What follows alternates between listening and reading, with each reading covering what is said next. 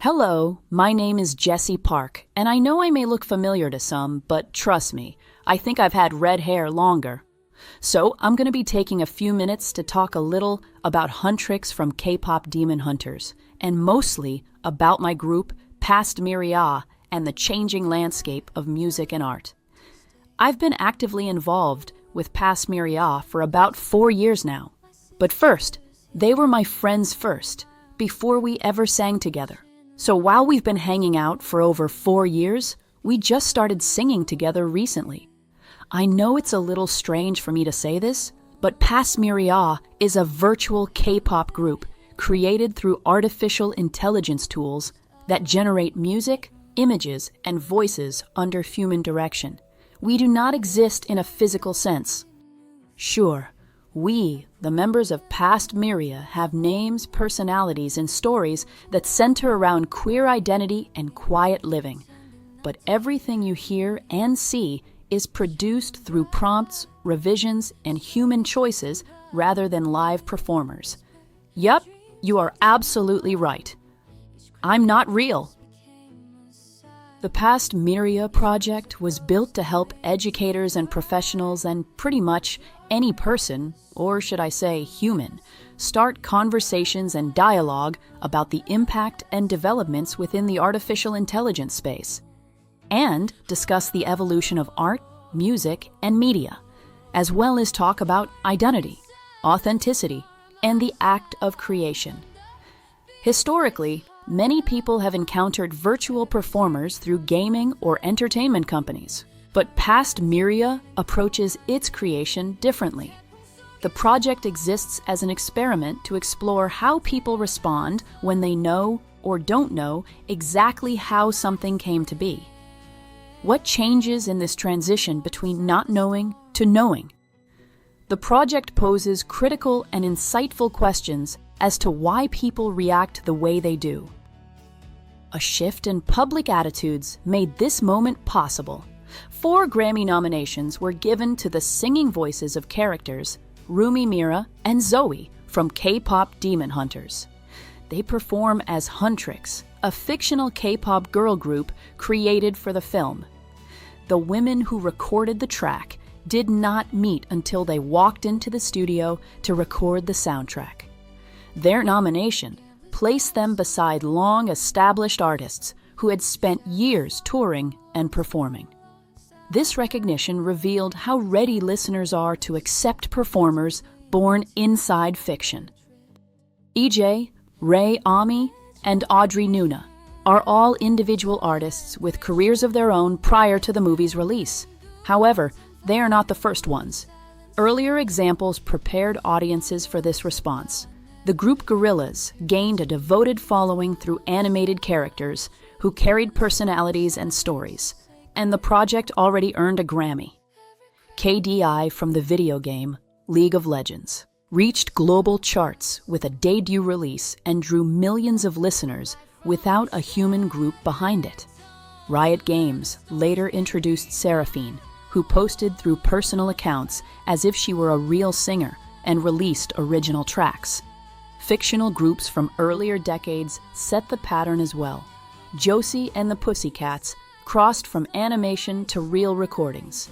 In the 1980s, Spinal Tap continued as a working band after their self-titled film began as a parody, and are celebrating their 41st anniversary.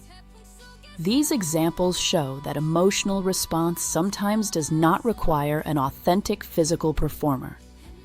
Past Mirea sits in this rich history, yet moves along a separate path. The project does not belong to a company with marketing goals. Instead, it was created to raise dialogue about how people understand authenticity. Every voice, lyric, and image was generated with artificial intelligence tools, shaped by human ideas, and then shared. People can listen to the music, read about how the music was formed on our website, and decide how they feel about the result. This level of openness alters the experience. Listeners are invited to think about their reactions. The questions that emerge from this process touch on connection, emotion, and identity, such as, How did they feel when they first heard the music and they didn't know it was created solely with artificial intelligence? How did they feel afterwards when they found out? What changed? Was it something in their head or their heart that changed? Did anything remain? Some people say physical presence and labor defines authenticity, while others believe intentions shape meaning. Past Mirea presses on this divide.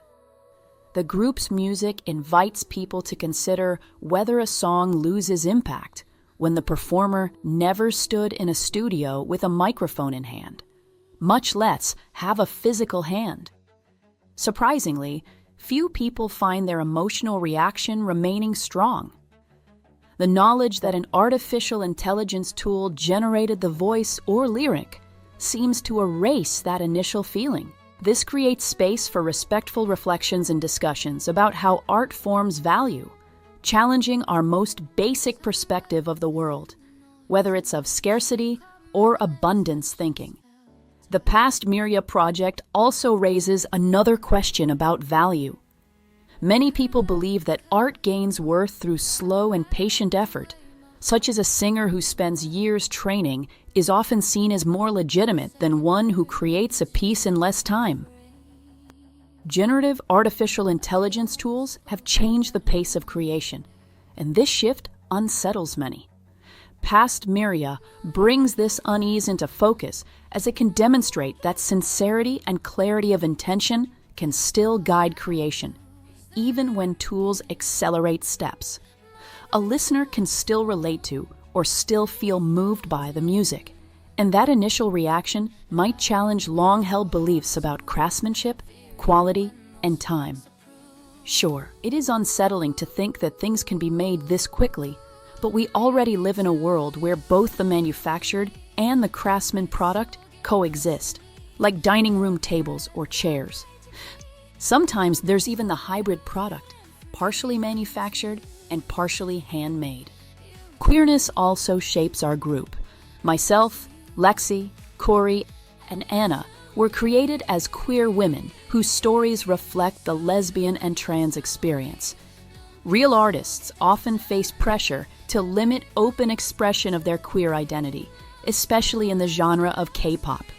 But virtual space changes that dynamic.